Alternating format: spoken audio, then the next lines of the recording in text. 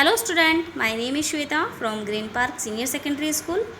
जैसे कि पिछले वीडियो में हमने लेसन 6 कंप्लीट करने के बाद में लेसन 7 स्टार्ट किया था, जिसमें हमने फर्स्ट और सेकंड पैराग्राफ कंप्लीट कर दिया था। आज हम लेसन पैराग्राफ थर्ड स्टार्ट करते हैं। थर्ड पैराग्राफ में ही हमें ये बता रहा है कि नौकर ने अपने जो सपने की बात है पहले सेठ को भी नहीं बताई, उसने उसको नौकरी से बाहर निकाल दिया। उसके बाद जमींदार को भी नहीं बताई तो उसने भी उसको नौकरी से बाहर निकाल दिया। उसके बाद वो बालक अपना अध्ययन सुचारू रूप से जारी रखा। उसके बाद में उसने अपनी सूझबूझ से राजा के एक साधारण नौकर बन गया। उसके सूझबूझ और चतुराई से एक दिन राजा का मंत्री भी बन गया। एक दिन अचानक वहाँ पे जमींदार वहाँ आ गया, उसको पहचान लिया। उसने राजा को सारी बात, लड़के की जो सपने की बात थी वो सारी बता दी। फिर राजा ने भी उस जो मंत्री था उसको बुलाया कि या तो तुम सपने की बात बता दो, नहीं तो तुम्हारा जो भी नौकरी है उससे यह तो दंड के लिए तैयार हो, सजा के लिए तैयार हो। तो लेकिन फिर भी राजा ने, जो मंत्री था, उसने सपने की बात नहीं बताई। तो राजा ने क्या किया, अगले पैराग्राफ में हम देखते हैं कि राजा ने फिर क्या किया, उसको दंड दिया गया। दंड में क्या दिया, उसने कैद खाने में डाल दिया। कुछ ही दिनों बाद में पड़ोसी राजा ने इस राजा की चढ़ाई के लिए सोची, पड़ोसी राजा उस राजा के लड़ाई की सोची। तो उसके इस बीच में जो सीमा थी उनकी, वहाँ पर अपनी सेना की जो टुकड़ी थी उसको जमा कर दिया और 2 घोड़ियों को भेजा पूछवाने कि कौन माँ है और कौन बेटी है।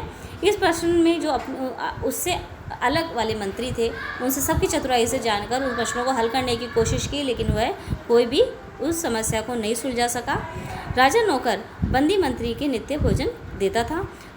जिस मंत्री को दंड दिए के लिए कैद खाने में रख रखा था, तो इसे एक राजा का नौकर है जो नित्य रोज भोजन दिया करता था।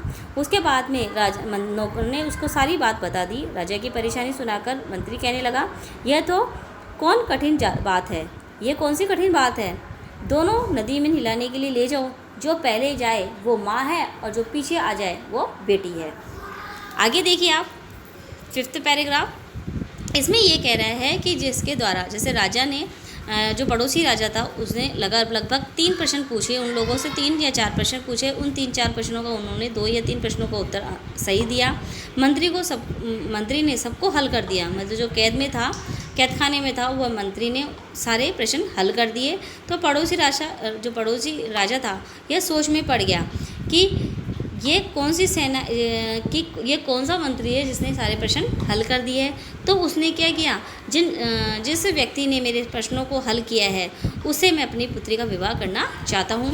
इस समाचार से राज्य भर में सनसनी फैल गई कि उस बंदी मंत्री को चारों ओर प्रशंसा होने लगी। राजा के तुरंत मुक्त किया। राजा ने उस मंत्री को तुरंत जो कैद खाने से मुक्त किया और इसके बाद पड़ोसी राजा ने अपनी पुत्री का कन्या का विवाह उससे किया। राजा ने मंत्री से अपना आधा राज्य भी दे दिया और इसके बाद में इस राज्य में से जो कुछ बहुत से चल और अचल संपत्ति भी दे दी। आगे आप 6 पैराग्राफ देखते हैं कि कुछ ही दिन बाद में प्रातःकाल इस मंत्री राज ने दोनों राजाओं और जमींदार और सेठ को सभी को अपने आमंत्रित किया। जिसकी उसने नौकरी की थी उन्हीं सबको उसने अपने घर आमंत्रित किया। जब वे सभी उपस्थित हो गए, जब सभी आ गए, तो उसने मंत्री राजा पिलंग पर महल के विशाल सुसज्जित कक्ष में लेटे थे। उनकी पत्नी उनके पास बैठी थी। इसके अतिरिक्त अन्य कई नौकर उनकी जो सेवा में जुट गए थे। चारों व्यक्ति भी उनके पास बैठ गए। तब उस मंत्री राजा ने कहा, यही दृश्य है जो आप लोग इस समय यहाँ देख रहे हो। मैंने स्वप्न में देखा कि, और तभी मैं स्वप्न से चिल्ला उठा, अहो मेरा भाग्य है, मैंने तब तक यह बात आप लोगों को बता दी होती तो आप में से कोई भी इसे पूरा न होने देता। हो सकता है ईर्ष्या, लोभ और अपमान के से मुझे मौत के घाट भी उतार देते। सच है, अपने मस्तिष्क में जो विचार आए थे वो उनकी व्यर्थ चर्चा न करते हुए उन्हें योजनाबद्ध तरीके से पूर्ण करने में मैं जुट गया। कर्म, कठोर लगन और निष्ठा से कोई भी व्यक्ति महान बन सकता है।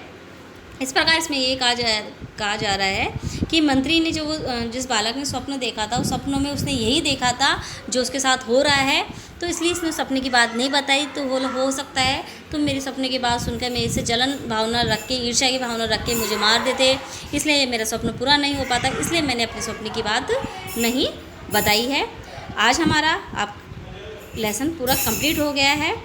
आज आपको होम टास्क में ये है 3rd, 4th, 5th, 6th paragraph के क्वेश्चन आंसर, वर्ड मीनिंग, ये आपको कंप्लीट करने हैं और अब तक का जितना वर्क है वो कंप्लीट करना है। Bye bye, thank you.